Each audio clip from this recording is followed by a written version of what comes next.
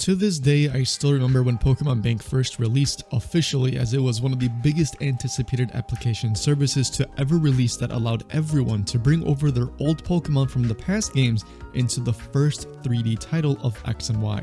The release was so big that the official servers got delayed, which caused a longer wait for everything to stabilize due to the sheer amount of volume of people wanting to see their old Pokemon shine in the newer games. That last bit of what I just said is what encompasses Pokemon Bank to begin with. So with the recent announcement of having an official end date to this service, then it really makes you wonder what the longevity of being able to preserve your old Pokemon really means for most people. To highlight some of the concerns that most expressed online is that it was already difficult for some to get Bank after the 3DS eShop services shut down, not allowing you to even download the application to begin with. Even if you wanted to use it, then you'd have to search for a console that has it installed already, or you found other means of getting your hands on it. With a heads up already stating that the service was eventually going to shut down a while back, people are panicking because there were no plans revealed as to what the eventual replacement could be, if there even is one.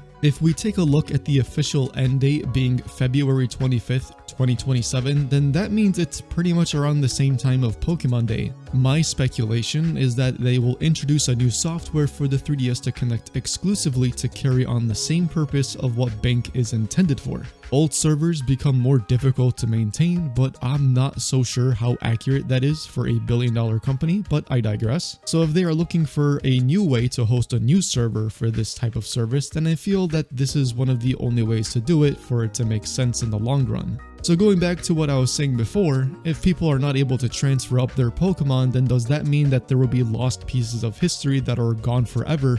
Or to put it in this way, better just stuck in the past, because there's no way to carry it over, is what is the most concerning for me personally. Because going off the top of my head right now, I think Victini is going to fall victim to this sort of thing. For people that shiny hunt, I believe Type Null in the Gen 7 games also falls into these categories, and I'm sure that there are other specific niches of what you can hunt. I think Jirachi from Pokemon Channel is also one of those ideas that people are just not going to be able to transfer and preserve. But with Pokemon like that, I'm sure you get the point. But what I don't think the Pokemon Company gets as a point though is not effectively reassuring its core audience members of plans to create solutions to problems that they sometimes unintentionally create.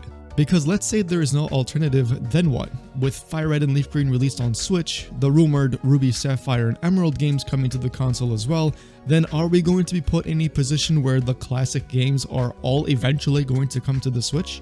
And they all work with Pokemon Home from that point onwards? Because if my speculation from earlier is incorrect, then seeing this potential pattern is the only thing that makes sense to me. My problem with this route is that Home is unable to send Pokemon into those types of games. You can only transfer them out of those types of games. So what is the point if you cannot transfer them in other games and have Home use smart features to be able to identify the Pokemon that is being attempted to be put in? Because there are no online features to connect and trade with friends, completing the Pokédex in those types of games specifically is physically impossible.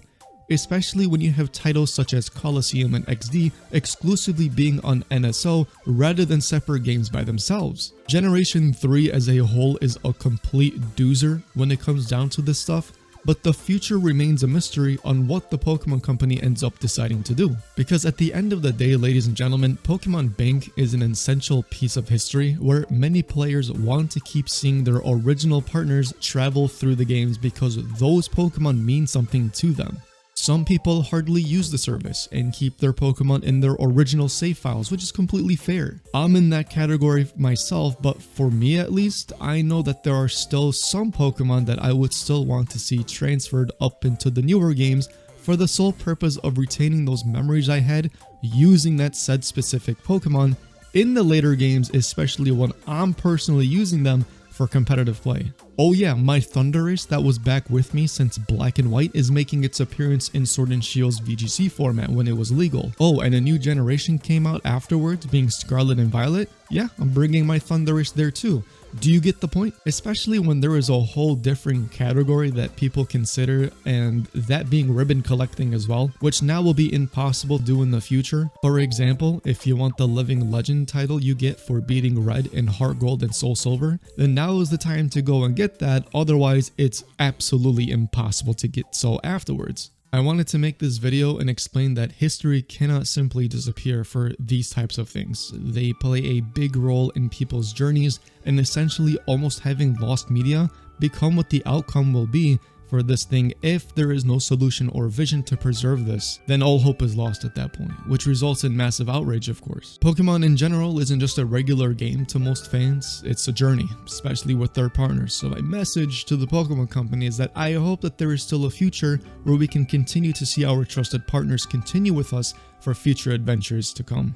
A lot of the things look pretty devastating now, however I do believe that they will either make a new application service or they will port over all the old games onto the Switch, and the only concern with that is that you don't have your old save files from your DS games to use on those Switch versions of the games basically, and so you won't be able to carry on your progress. You're starting from scratch.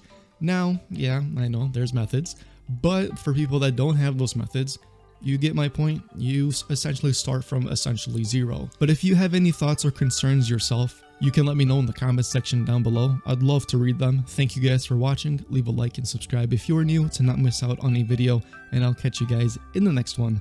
Peace out.